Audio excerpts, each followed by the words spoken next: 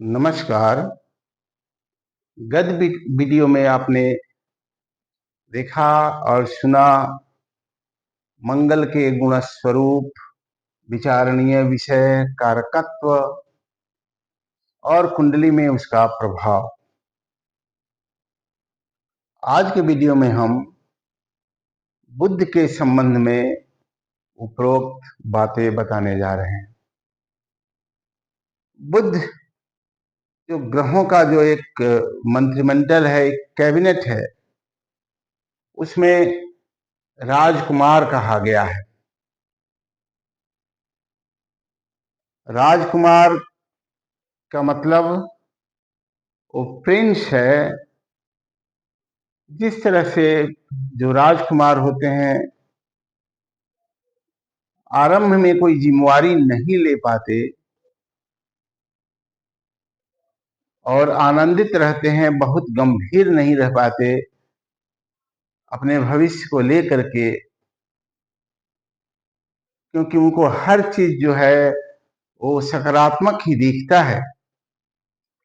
उसी तरह से बुद्ध प्रभावित लोगों का नेचर होता है, उनकी प्रकृति होती है। अर्थात जिसके कुंडली में बुद्ध प्रबल हो या मिथुन कन्या लग्न हो, राशि हो, उनमें ये गुण पाई जाती है। बुद्ध जो है वो वाणी का कारक है। शशियोथ वाणी, बुद्ध जिसका प्रबल है वो बोलने में बड़ा मुखर और समझदार और दूसरे को प्रभावित करने वाला होता है। बुद्ध के ही प्रभाव से लोग लेखक, संपादक, एडिटर, अच्छी योजना बनाने वाले, अच्छे व्यवसायी, ये सब बुद्ध के ही प्रभाव से होते हैं।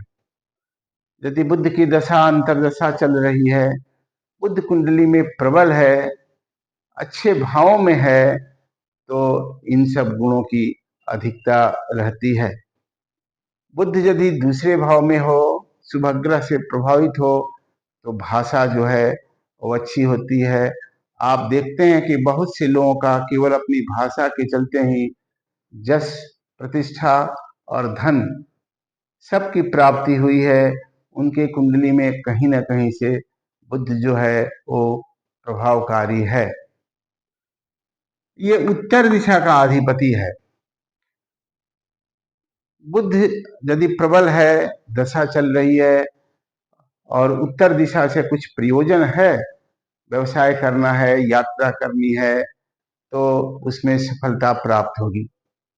वही यदि सप्तमाधिपति या सप्तम भाव को बुद्ध जो है वो प्रभावित कर रहा है, तो उत्तर दिशा में ही विवाह होने की संभावना जो है वो रहती है। भूमि तत्व है। भूमि तत्व का मतलब ये हुआ कि ये गंभीर भी है और धैर्यवान भी है और समयानुसार अपनी प्रकृति को बदलने में सक्षम है। मिथुन और कन्या इसकी राशि है। जिसकी मिथुन या कन्या राशि है या लग्न है, उसका अधिपति बुध है। वैसे जातक को हम लोग कहते हैं ये बुध प्रभावित जातक है। आप देखेंगे कन्या राशि में उच्च बुध हो जाता है। अगर कन्या राशि में बुध किसी के कुंडली में है, तो ऐसे जातक जो है वो बुध प्रभावित कहा जाता है। यदि केंद्र में वो कन्या राशि में बुध है, तो पंच महापुरुष योग भी हो जाता है और बुध के जो भी गुण और स्वरूप बताया जा रहा है उसकी अधिकता होती है। बुध में एक और विशेष है कि वो कल्याणकारी होता है। बुध जिसका प्रबल है वो अपना भी कल्याण करता है और दूसरे का भी कल्याण करता है। कब? जब एक उम्र होती है तब। आरंभ में जैसे बहुत ध्यान अपना भी नहीं रखता, गंभीर नहीं होता, वो जो है वो क्रम चलते रहता है। जिस तरह से राजकुमार को राजा अपनी देख रेख में रखता है, उसी तरह से बुद्ध प्रभावित व्यक्ति को उसके जो पेरेंट्स हैं, गार्जियन हैं, उनको देख रेख रखनी चाहिए और संपर्क में रहना चाहिए। मीन राशि बुध की नीच राशि है। ये मीन 12 नंबर की राशि है। बुध इसमें नीचस्थ है। बुध के नीचस्थ हो जाने से संकोच की मात्रा अधिक होती है। जातक अपनी भाव को प्रकट नहीं कर पाता। यदि प्रकट करता भी है तो बोलना कुछ चाहता कुछ और है और कहा कुछ और जाता है, क्योंकि बुध दुर्बल है। बुध के दुर्बल होने से मानसिक स्थिति भी बहुत प्रबल नहीं होती। मन आगे पीछे होते रहता है। निर्णयात्मक जो शक्ति है वो कम होती है। छोटे से में ही हानि में जातक जो है वो निराश हो जाता है और अपने उत्साह को कभी कभी खो देता है। इसलिए बुध को का अध्ययन करने के लिए ध्यान रखना चाहिए। शूद्र वर्ण है, नपुंसक है, हरा इसका रंग है।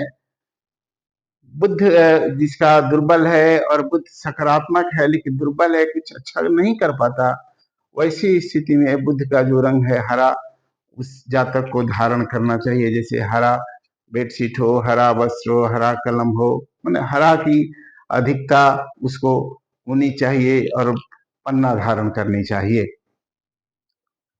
बुध प्रभावित व्यक्ति को विष्णु की उपासना करनी चाहिए।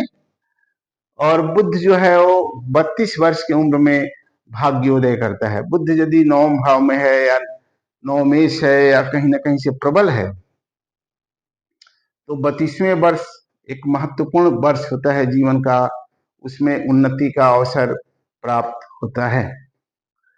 राजस है यानी बुध जिसका प्रबल है, ऐसा आदमी थोड़ा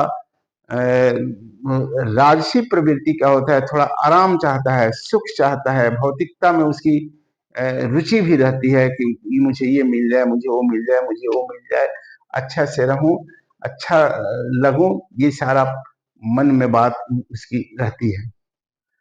बुध अगर कहीं से शुभ नहीं है, अशुभ है, तो ऐसे जातक को कन्यादान करने से भी उस नकारात्मक दोष की निवृत्ति होती है।